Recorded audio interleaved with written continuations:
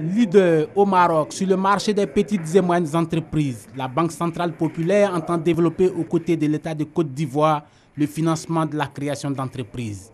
À l'audience avec Amadou Gon Coulibaly, le directeur général a fait 3 annonces. La première concerne l'augmentation du capital du groupe Banque Atlantique de quelques 100 millions de dollars qui va être effective dès le mois prochain.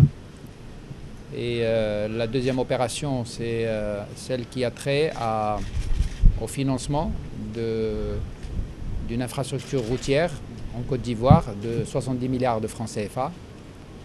Et la troisième annonce a trait à une ligne de financement de 40 millions d'euros pour le financement de tout ce qui concerne le commerce international. La deuxième audience a été accordée à l'Organisation internationale du cacao, ICCO.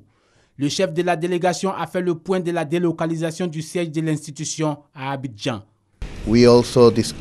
L'organisation en Côte d'Ivoire, pour nous, représente un peu un retour à la maison. Nous estimons que la Côte d'Ivoire, en tant que premier producteur de cacao au monde, représente l'endroit idéal pour l'organisation de se situer et à partir duquel endroit il peut donc entreprendre des initiatives. La troisième délégation a été celle de l'Union postale universelle. À sa sortie d'audience, le directeur général a expliqué que les échanges étaient relatifs à l'organisation du prochain congrès de l'Union postale universelle prévu en 2020. Notre premier rôle est de venir ici, de discuter, de rencontrer les dirigeants pour savoir comment développer le rôle du secteur postal en Côte d'Ivoire. Le rôle de la Côte d'Ivoire ne s'arrête pas à cette reconnaissance de notre part, mais elle est reconnue sur le plan international, puisque les 192 pays membres de l'Union postale universelle ont décidé que le congrès postal universel 2020 se réunirait ici à Abidjan en Côte d'Ivoire.